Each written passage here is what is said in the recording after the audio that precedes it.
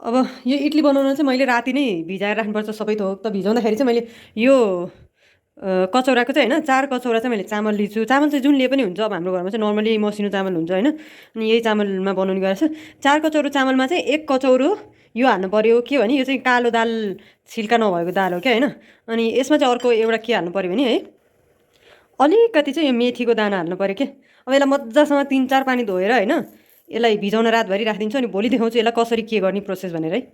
अब त्यो इडली डोसाको मैले ब्याटर चाहिँ हिजो जो भिजाएर राखेँ, आज चाहिँ होइन यसलाई पिनेर म यस्तो एयरटाइटको डिब्बामा हालेर होइन बन्द गरेर राखिदिन्छु। उसले चाहिँ अलिक फर्मेन्ट हुन्छ। फर्मेन्ट भन्नाले पुरै अमिलो हुनु भएन, यो दालको कारणले अलिक फुल्छ क्या। म फटाफट यसलाई पिन्छु है त। यसमा चाहिँ मैले पहिला अलरेडी चामल पिनेको छु केही रेसिपीको लागि। अनि यही भाँडामा चाहिँ म पिन्छु, मसिनो पारेर पिन्छु एकदम।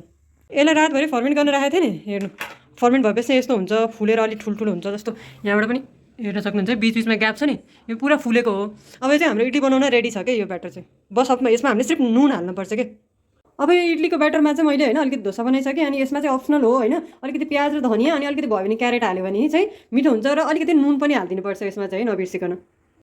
मसँग चाहिँ इडलीको भाँडा छैन, त्यही भएर मोमोको भाँडामा चाहिँ एउटा सानो कचौरामा घिउ हालेर अलिकति ग्रिस गरेर अनि यसरी स्टिम गर्छु। अनि मजासँग बन्दछ हामीलाई बिना। अब यसलाई मैले 15 मिनट पकाइसकेँ होइन। अब हेरौँ है त खोलेर यो कतिको पाकेको छ। धेरै ठुलो साइज छैन त, यो कम समयमै पाक्नुपर्छ। हेर्नु यो चाहिँ माथिको चाहिँ यति पाक्यो।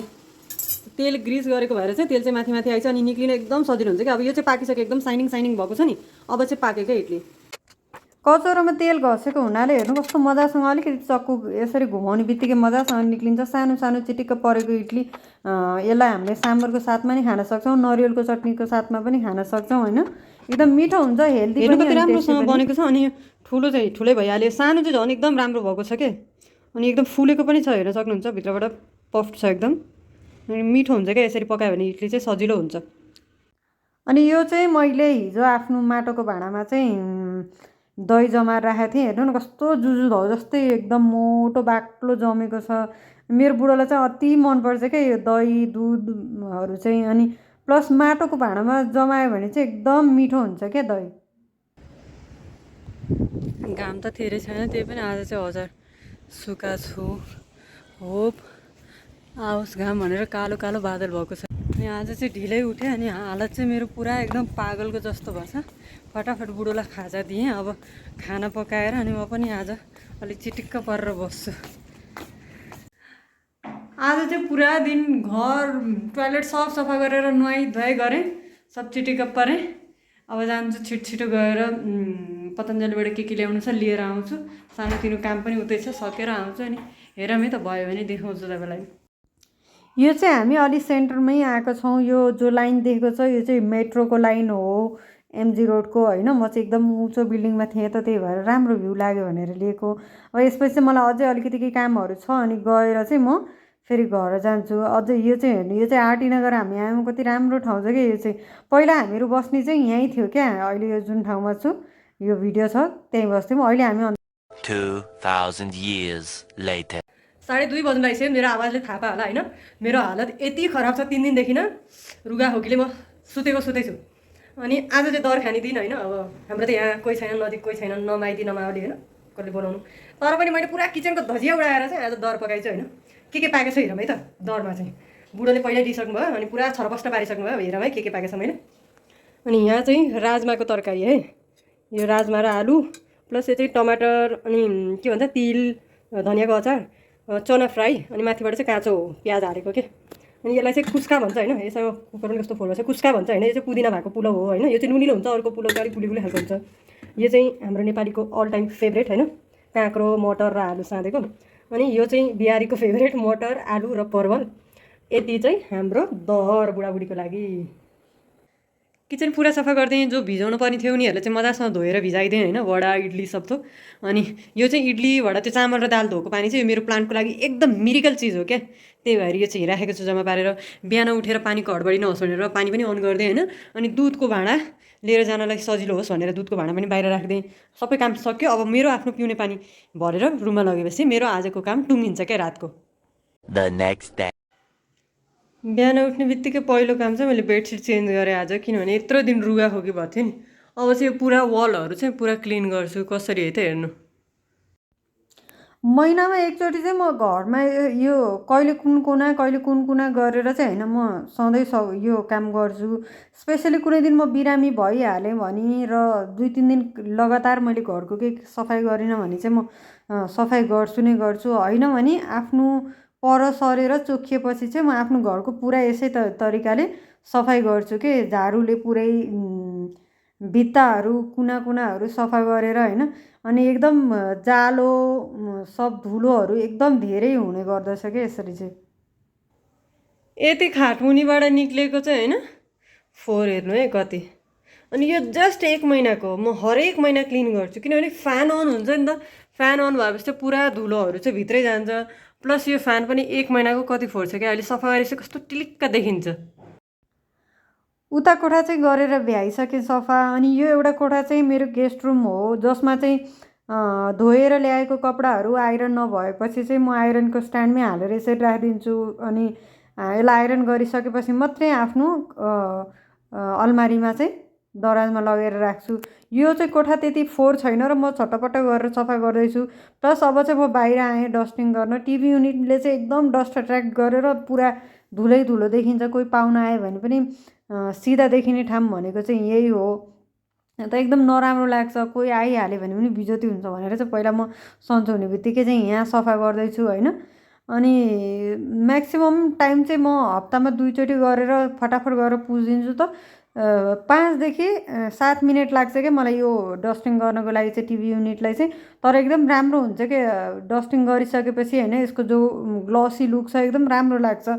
प्लस लाइटिङहरू चाहिँ मैले गए साल दिवालीमा नै एकदम राम्रोसँग लगाएको छु त। लाइटिङले गर्दा एकदम राम्रो हुन्छ।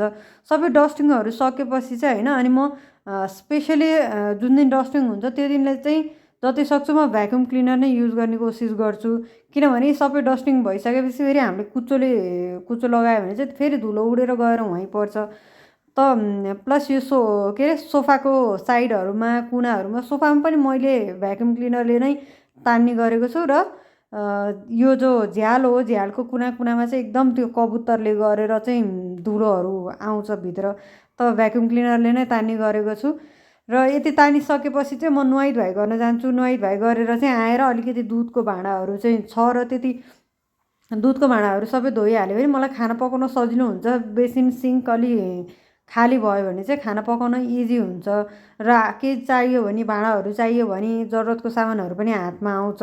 र प्लस दुधको भाँडाहरू धोएर राखिदियो भने चाहिँ होइन छिटै सुकिहाल्यो भने चाहिँ भोलि दुध लिन पठाउनलाई फोहोर भाँडा हुँदैन कि। होइन भने त्यो पानीमा भिजिराखेको भाँडा भएर अलिक स्मेली टाइपको हुन्छ। र म अब चाहिँ यहाँ तरकारीहरू पकाउँदैछु। मेरो बुढोलाई चाहिँ तरकारी चाहिँ जे दिए पनि हुन्छ तर भात खाना चाहिँ रुचाउनुहुन्न। धेरै जस्तो रोटी नै दिनुपर्छ। अनि बिहान घर सफा गरेर चाहिँ अर्को मेन एउटा काम चाहिँ के गरेँ भने बाल्कनी पुरै सफा गरेँ। यो चाहिँ युटिलिटी हो। धेरै कपडाहरू धुनु पनि थियो धोएँ होइन। अनि यो चाहिँ मैले के बनाएको भने भेनिगर बनाएको हो कागजको छिल्काबाट। यसले चाहिँ घर पुस्न किचनहरू पुस्न चाहिँ एकदम राम्रो हुन्छ। प्लस बुढोको कपडाहरू अनि किचनको कपडाहरू धोएर सुकाएँ। चाहिँ एप्रोन र किचनको टावल धोएको यो चाहिँ नुहाएर सुकाएको हो। अनि यो साडीलाई चाहिँ म के गर्छु भने एउटा राम्रो केही डिआइवाई बनाउँदैछु। यो चाहिँ मेरो फेभरेट साडीमा पर्छ तर यसलाई फेरि म च्यातेर चाहिँ केही बनाउँछु। हिजो चाहिँ हेर्नु है अरू के गरेँ। हिजो चाहिँ क्रोटन ल्याएर क्रोटन मैले कटिङ लगाएँ तलबाट होइन। अनि यो पनि के भन्छ सङ अफ इन्डिया भन्छ कि यसलाई। यो पनि कटिङ लगाएको छु। होप्स हो यो यहाँ चाहिँ म्याक्सिममहरू चाहिँ पुरा प्रोपोगेसनकै कामहरू चलिरहेछ क्या। यो पनि कति राम्रोसँग ग्रो भइरहेछ होइन। मलाई चाहिँ प्लान्ट देखेर एकदम खुसी लाग्छ। यहाँभित्र पुरै त्यो पोइ साग के भन्छ नि त्यो साग छोपेको छ। यो चाहिँ जिजी प्लान्टलाई प्रोपोगेसन गर्दैछु। अनि यो चाहिँ मैले प्रोपोगेट गरेरै के यो दुईटालाई चाहिँ बनाएको हो। कति ठुलो भइसक्यो टचवुड होइन। आफूले चाहिँ आफ्नो कामहरू सक्यो भने होइन प्लस घर सफा भयो भने चाहिँ मन एकदम खुसी हुन्छ क्या। आज चाहिँ किनभने मैले पुरा डिप क्लिन गर्नु कारण भने चाहिँ के भने 4 दिन लगभग म पुरा यो भएर बसेँ रुगा हो कि ज्वरोले। अनि त्यसपछि त्यो अस्तव्यस्त सबै थियो। बुढोले बाहिरबाट ल्याउने कहिले बुढोले पकाउने गरेर बसेको थियो। तर छोरी मान्छेले गरेको जस्तो त घर हुँदैन नि। पुरा सब डस्टिङहरू गरेर सब फेरि एलर्जी नहोस् डस्टले भनेर होइन पुरा गरेँ। अब ओछ्याउन मात्र बाँकी छ के भन्छ तन्ना ओछ्याउन मात्र बाँकी छ। अब तरकारी पनि अलमोस्ट भइसक्यो। बुढोलाई चाहिँ पुरी खाने रे, पुरी र दुध रोटी पकाइदिन्छु। दुध रोटी भन्नाले चाहिँ गाउँतिर टिपिकल रोटीको आँटा मुसेर दुधमा हालेर पकाउँछ नि, हो त्यस्तो टाइपको दुध रोटी पकाइदिन्छु। अनि गणेश चतुर्थी विक चलिरहेछ यहाँ चाहिँ बेङ्गलोरमा चाहिँ गणेश चतुर्थीमा चाहिँ के हुन्छ भने होइन पुरा धुमधामले 25-30 दिनसम्म राखेर मान्छेले चाहिँ पूजा गर्छ क्या। 25 दिन कि 15-20 दिन राखेर पूजा गर्छ कि। अनि हामीले चाहिँ हरेक वर्ष राख्ने गरेको थियो, बट यो वर्ष चाहिँ जुठो गरेर हामीले राखेनौँ। र एकदम रमाइलो हुन्छ क्या। होप्सो भयो भने होइन म साँझ गएर हाम्रो सोसाइटीको पनि देखाउँछु गणेश, बट भएन भ्याएन भने त्यही हो। अझै पनि मलाई रुगा खोकी त्यति नै छ, त्यही भएर पनि म अलिक बाहिर नजाने भनेर सोचले नै बसेको हो। तर गयो भने चाहिँ म देखाउँछु। हिजो म प्लान्ट प्रोपगेसन गर्न लागेको थिएँ होइन, त्यतिखेर चाहिँ मेरो बुढोले ओटिपी माग्न थाल्यो मलाई। किन ओटिपी माग्यो भन्दाखेरि चाहिँ मलाई नभनिकन फर्स्ट टाइम है उसले मलाई नभनिकन केही किन्ने गरेको छैन। मलाई नभनिकन चाहिँ होइन वाच अनि एयरपड मगाएछ, त्यो डेलिभरी आयो है, लिनु गएको छ। पहिल्यै बेल बस्नु अगाडि नै ढोका खोलेर पुगिसक्यो मान्छे। हेर म त कस्तो रहेछ। प्याकेट चाहिँ आयो होइन, मेरो बुढा पुरा हर्षित छ। मुख देखाउनु मिल्ने भयो म देखाइदिँदै खुसी।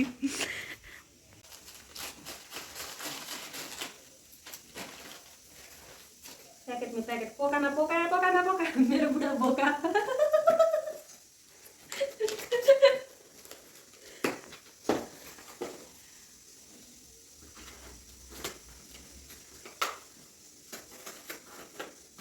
कति ठाउँ लगाएको छ है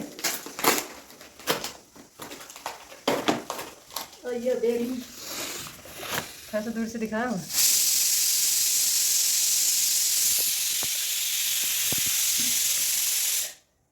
बुढा यो मलाई दिमागमा काम गरो, तो बोलना बोलो यो मलाई नहीं निक्ली बोलो के हो यो निक्लिँदैन त है। वाह जानी जानी कालोमा आउँछ यो मेरो बुढो चाहिँ होइन मेरो बुढो चाहिँ होइन मैले लगाएर उत्रेको युज गर्न जन्म लिएको पछाडिबाट एक्सप्रेसन देखाउन सकेको छैन होइन। घडी किन्यो भने पनि बिचरा मलाई मोबाइल किन्यो भने बिचरा ट्रस्ट मी लाइफमा फर्स्ट टाइम है फटा मान्छे लाइफमा फर्स्ट टाइम यो वर्ष मेरो बुढोले नयाँ मोबाइल युज गर्न पायो। यो घडी पनि मेरै हो क्या। अब ओइ how to switch on this उसलाई टेन्सन छ मैले लिइदिन्छु भनेर क्या। यो चाहिँ दुध रोटी बनाएको आज चाहिँ कराईमा बनायो। कराईमा कस्तो मजासँग बन्छ। अनि मसँग चाहिँ एल्युमिनियमको एउटा कराई मात्रै छ। म्याक्सिमम् चिजहरू चाहिँ मैले डिस्कार्ड गरिसकेँ गएको तिहारमा। अब यसलाई अलिक बाक्लो हुने गरी पकायो भने कस्तो मिठो हुन्छ। ओके खाना चाहिँ रेडी भयो। पुरी चाहिँ बुढोले बनाइदिनु भयो। मैले चाहिँ दुध रोटी बनाएर अनि चना आलुको तरकारी बनाएँ। यो चाहिँ हाम्रो खाना रेडी आजको चाहिँ भयो काम। अब बट अलिकति भाँडा अझै भएको छ, यो भाँडा मान्नु बाँकी छ, त्यतिपछि सक्यो मेरो काम।